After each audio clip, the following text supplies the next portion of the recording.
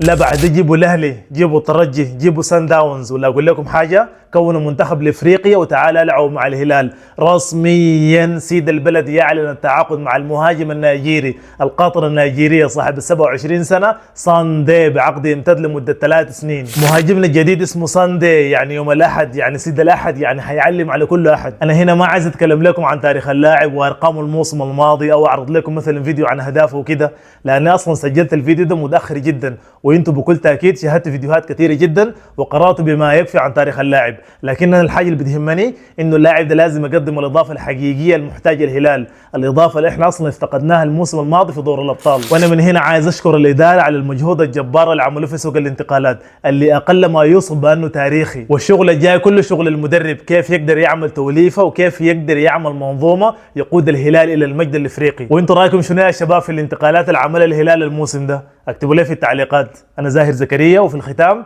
احلى سلام.